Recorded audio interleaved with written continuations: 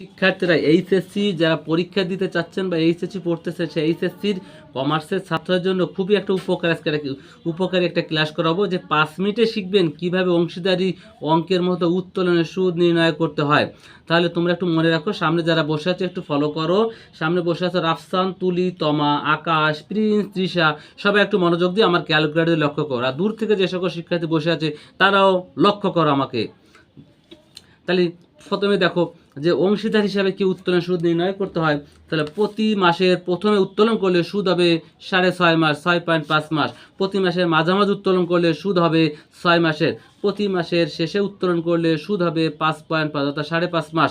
প্রতি 2 মাস পর পর উত্তোলন করলে সুদ হবে 2.5 অর্থাৎ 2.5 মাস।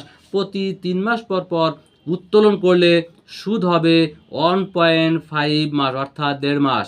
আগে এই সূত্রটা তোমাদের সবাইকে মনে রাখতে হবে, তাই তো রাফসান, প্রিন্স? এইগুলো যদি সূত্রটা মনে রাখো তাহলে তোমরা অঙ্কগুলো খুব সহজে ক্যালকুলেটর সাহায্য করতে পারবা। এখন একটু বাস্তবে দেখো যে কিভাবে ক্যালকুলেটর সাহায্যে করা যায়। ধরে নিলাম যে মাসিক উত্তোলন 500 টাকা, সুদের হার কত পার্সেন্ট? 10%। তাহলে মাসের প্রথম উত্তোলন কী হবে? ওই 500 গুণ 6.5 গুণ 10% করলে 325 টাকা। মাসের মাঝামাঝি উত্তোলন করলে হবে 6 মাস, একটু আগে তোমরা শিখছো। তাহলে 500 গুণ 6 গুণ 10% সমান সমান 300 টাকা। যদি মাসের শেষে উত্তোলন করো তাহলে শিখছো 5.5 মাস।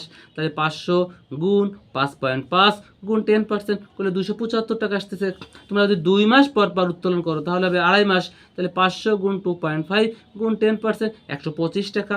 যদি 3 মাস পর পর বলো তাহলে তোমরা শিখবা 500 গুণ 1.5 গুণ 10% সমান 75 টাকা। তাহলে এভাবে তোমাদের উত্তোলনের পরিমাণ যদি দেওয়া থাকে আর সুদের হার দেওয়া থাকে, তোমরা এভাবে ক্যালকুলেটরের সাহায্যে খুব সহজে বের করতে পারবা। আগে যে কোনোভাবে ক্যালকুলেটর চাপলে হবে। আগে তোমরা 500 গুণ দাও 6.5 দিয়ে যাবে গুণ 10, এই শিফট হচ্ছে আমাদের পার্সেন্টেজ, সমান সমান চাপ দিয়ে 325 টাকা। তাহলে সায়েন্টিফিক ক্যালকুলেটরে শিফটকে পার্সেন্টেজ হিসাবে ধরা হয়, জেনারেল ক্যালকুলেটরে পার্সেন্টেজ আলাদা, পাশে একটা বাটন দেওয়া আছে।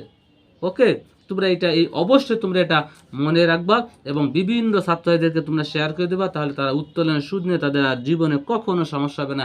কোনো টিচারের কাছে আর প্রশ্ন করতে হবে না, কোনো স্যারকে আর তোমাদের স্যারকে ডিস্টার্ব করার প্রয়োজন হবে না। বুঝতে পেরেছো তো রাফসান, রিমা, হ্যাঁ, আকাশ, প্রিন্স, তোমরা তো সবাই বুঝতে পেরেছো।